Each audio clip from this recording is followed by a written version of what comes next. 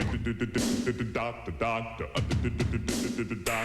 was feeling so bad. Asked my family doctor just what I had. I said, Doctor, Mr. MD, can you tell me what's ailing me? He said, yeah, yeah, yeah, yeah, yeah, yeah, yeah, yeah, yeah, yeah. All you need, all you really need, all you need is loving. Got to have good loving, good loving, baby. Doctor, doctor, doctor. Yeah. Doctor, doctor, doctor. Uh-huh.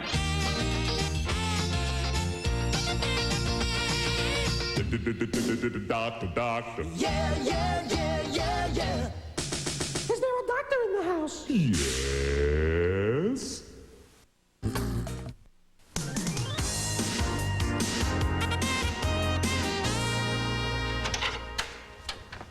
Mike, hi. I didn't know you were going to be back already. You were supposed to spend 2 weeks at that Masters and Johnson clinic? I finished early. Good. Want some? Crumbs in the margarine. I wouldn't let Charles see that or you'll be toast. Charles? Leona's new assistant. She hired him last week. I don't believe this guy. So guess what Charles did? Hi, Mike. He puts an airwick solid up the exhaust pipe of my Jag. Why did my sister hire this guy? Come on, how bad can he be? Wait till you meet him. He's hypersensitive, he's anal retentive, he's totally obsessive. And you, of all people, have a problem with that? And dangerous. And a former soldier of fortune. I hear he leveled an entire village. Yeah, then he went out and he edged their lawns. Damn it, damn it! Oh, hi, Mike. I had a whole tray of urine samples on my desk, and Charles rearranged them by tint. The man has got to go. He's irksome. He's rude. He's Satan's crafty minion.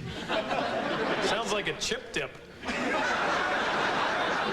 Obviously got all three of you completely intimidated. Oh, what do you know about I know. Good morning, doctors. I'm going to get back to my office.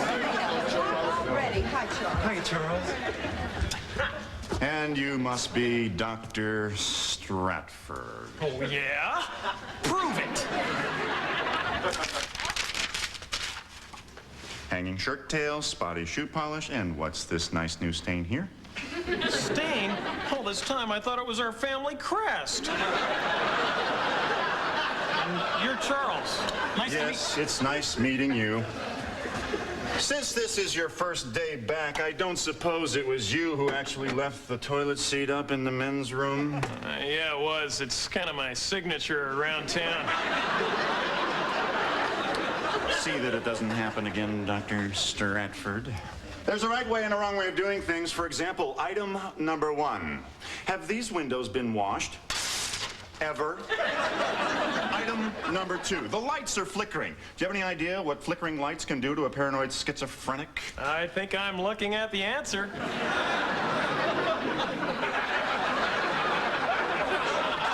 Item number 3. Not enough multicolored pushpins on the bulletin board. Charles, why don't we just skip right to item number 36? If you like.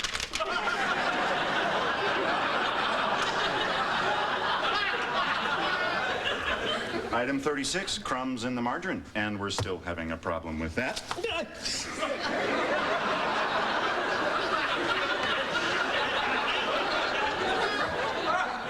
I know it's difficult, Doctor, but could you please leave your hair on your head? Thank you. All of these things must be corrected, Dr. Stratford, if I'm to continue working here. Or maybe you won't continue working here.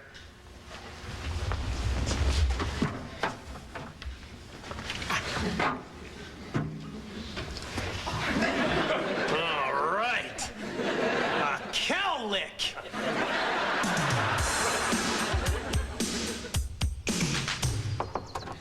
Leona, What is it, Mike? I'm kind of busy. it's about Charles. What's wrong? Is he hurt? No?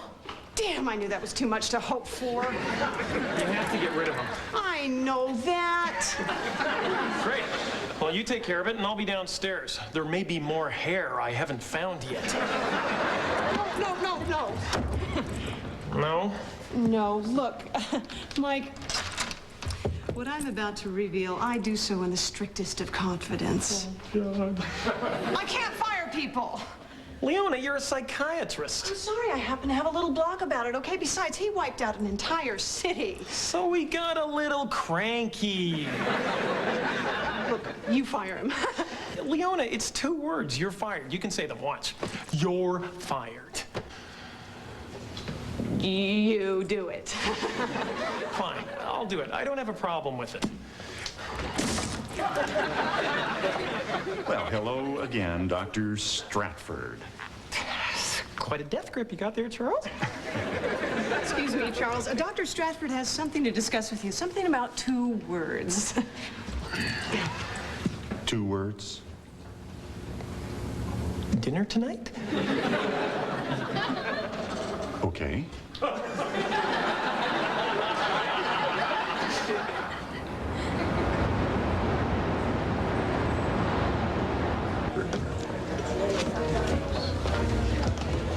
Please, don't get up.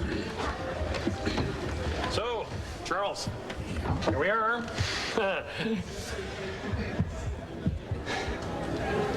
Cheese doodle?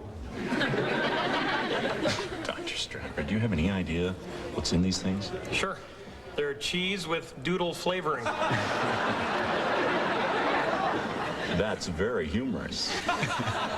Charles, let me be honest with you. I like you. You seem like a very decent man, kind man. I'm sorry, it's a little awkward for me. Of course, these situations are never easy. Then you understand? Of course I understand, Michael.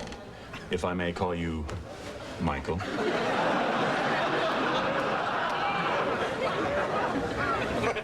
As long as you're not holding my hand when you do it. I'm sorry. Well, it's always so difficult to know the boundaries on the first date.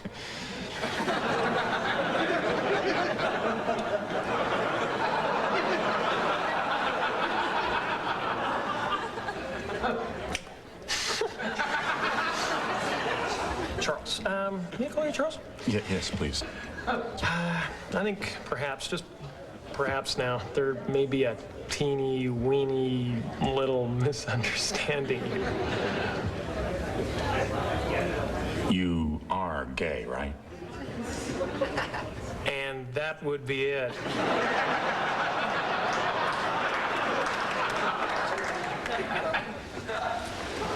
Well, then, why did you ask me here? Charles, it's simple. I have 2 words to say to you. Hi, Dick. Mike, there you are. Charles, my brother Richard. Oh, nice to meet you. Hi. Well, that's a great grip. Thank you. Mike, guess what I just got? Crack knuckles. Try 2 tickets to Phantom. Show starts in 20 minutes, but I guess you're busy. Oh boy, Phantom, that is some show. I saw that on Broadway with Crawford. I saw it in L.A. with Guillaume. I saw it in Hartford with a head cold. I really wish I'd seen Michael Crawford. Oh, he was wonderful. I mean, the play is really the thing. Andrew Lloyd Webber's a god. Man can do no wrong.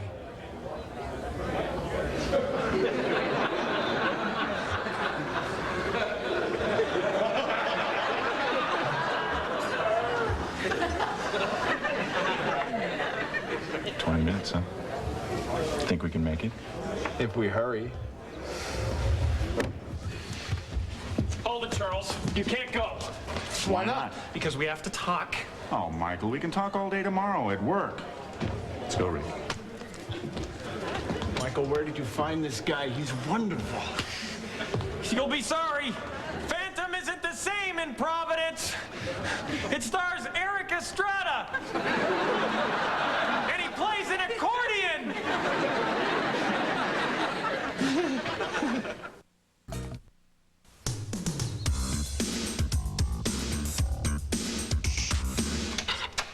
Can you teach me that? I don't know. Hey. So, what's that smile for? Can't you hear that? The quiet? No Charles coming in to complain? Yeah. I wonder how he took it when Mike 86'd him. Mike did that? Grant, he fired him. So I wonder how Charles took it. With sadness, with depression, with despair. Is that a jelly donut I see? Well, Grant, you're such a sensitive individual, you know? What do you want it? I'm talking about Charles, man. We may not have liked him, but it's tough losing your job. You know, now that he's gone, I actually feel sorry for him. Yeah, me too. Excuse me, doctors. Charles, come right in. Can I get you a cup of coffee? Maybe a donut. I'd love a donut. Are there any jelly donuts left? As a matter of fact, there is. Right here. Can I get cream for you? I'd love some cream. Hey, man, sit down. Take a load off. Thank you, Dr. Butterfield. You know, I am a little fatigued this morning because I missed my bus and I had to jog all the way over here. Run. Golly. Oh, man. Oh, well, hey. You're going home in style today, my man. Take a cab, homeboy.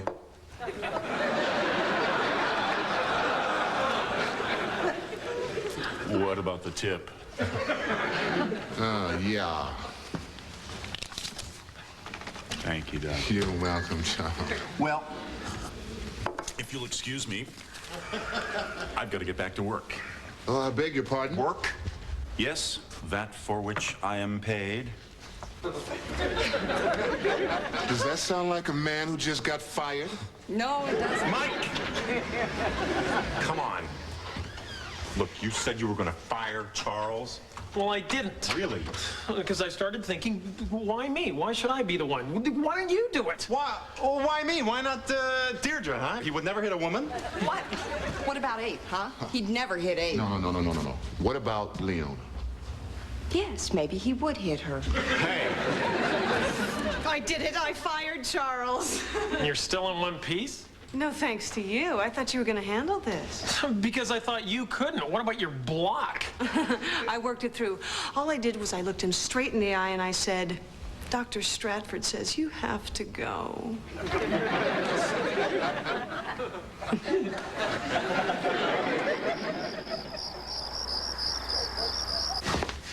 How could you do that, Michael? You know what Charles means to me. I didn't fire him. Leona did. Come on, Charles told me that you put her up to it. Why would I do that? Because you don't approve of him. Damn it, Michael, you are so judgmental about the guys I date. Like who? Like Rod. Ski instructor. Rod from Staub. I thought he wasn't intelligent enough. I don't know why. The man who thought Picasso was a Ninja Turtle. How about Dale? Dale from Yale. You thought he was too preppy. Richard, the man had an Argyle mattress. See what I mean, Michael? I mean, you don't like any guy I go out with, and now it's Charles. I like Charles, all right? No, wait, I love Charles. Good enough? Michael, I'm serious. What else do you want me to do? Get him his job back. What? Yeah, show me that you're not interfering in my life. Prove it to me when you say you like Charles. All right. I'll talk to Leona tomorrow morning. You satisfied? Who you calling? Leona, Charles gave me the number. You owe me. Hello, Leona. Mike Stratford. I think you acted very irresponsibly in firing Charles. No, I'm not asking you to hire him back. I'm telling you. And if you have a problem with that, you're going to have to deal with it. Good move, Leona. I thought you'd see it my way. Satisfied? Thanks, Mickey. I had to do it, Leona. Charles had a hunting knife to my throat. Well, yes. I think now would be a good time to think about giving him his job back. Yeah, I think I can still catch him. He should be easy to spot with the crossbow and night vision goggles.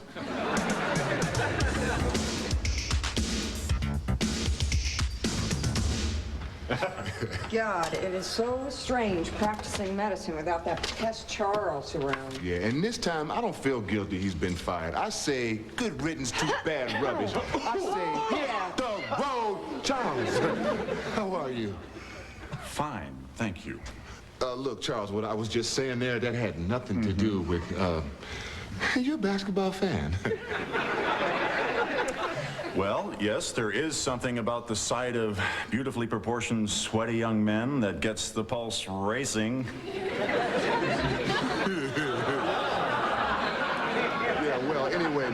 I thought you might like these Celtics tickets. Lakers, huh? Can't get these puppies for any price. Thank you, Dr. Butterfield. You're welcome, Charles.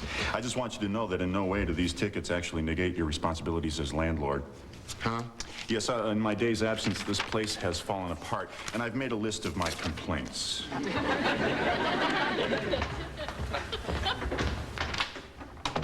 Oh, Dr. Stratford, I wanted to thank you. Leona told me you were instrumental in getting my job back. And a bad, bad boy. Now it's time for us to hurt you. You got Leona to hire Charles back? I had to. My brother's in love with him. Richard? Charles? You minis. As the front row of a prison rodeo.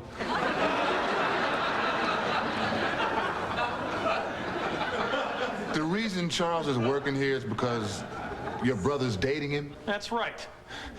Charles is very important to Richard, and Richard is very important to me. He is not a frivolous person, and if he sees something in Charles, it must be there, even if you're all too shallow to recognize it. Mike! Why didn't you warn me? About what? About Charles. He's so fussy and critical and obsessive, and you should have said something. You wouldn't have listened. You're right. I am so impulsive. What have I done? I thought Charles was your immaculate confection. Was until I got to know him. Mike, what am I going to do? I'm supposed to have dinner with him tonight. I can't do it. I can't face him. I mean, they'll be constantly straightening my tie and causing scenes with all the waiters and itemizing the bill to the nearest hundredth of a cent. Richard, calm down. I can't calm down. What the hell did you do that for? I thought it'd calm you down. Did it calm you down? No, it was a really bad idea. Why are you so upset? Just cancel your dinner. I have to do more than cancel my dinner. I gotta break it off with him. So go to the restaurant and break it off with him. He'll understand. You haven't known each other that long. Make it sound so easy. I wish you could do it. Wait a minute. Forget it. No, please, Michael. He's very insistent. He won't listen to me. I'm not gonna do it. Fine. I'll do it. I'll do it. We'll have a lover's spat, and he'll pick up a steak knife and stab me through the heart with it. It'll be in all the papers, and he'll get off, too.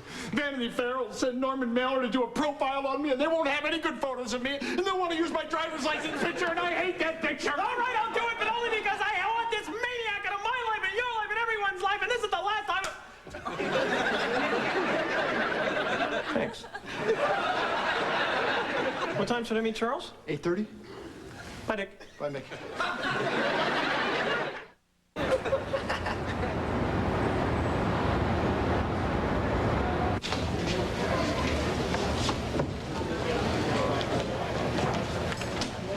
Ah, what a pleasant surprise.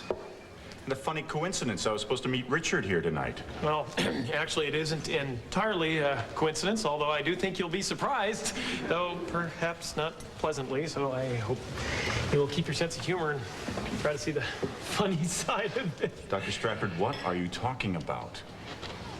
Richard wants to break up with you. Please don't kill me. Why does Richard want to break up with me? Beats me. Personally, I think you're a great guy. You don't have to patronize me, Mike. I mean, I've been dumped before, and by better men. It's a relief. I thought you weren't going to take this well. Oh, God! How can our relationship be over? I thought our love was going to last forever.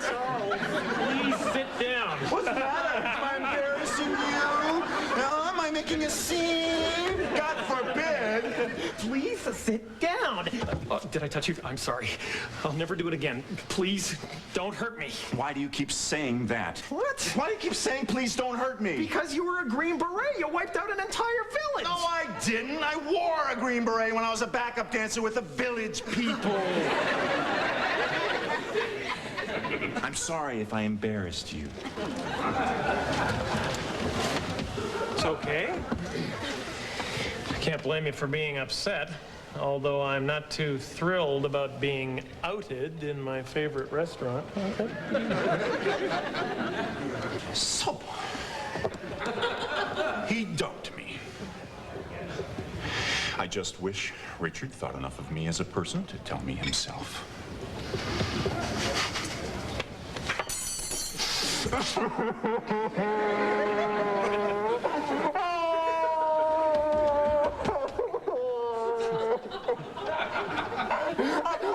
Don't mind, Michael. I'm really an emotional person. Oh, not at all.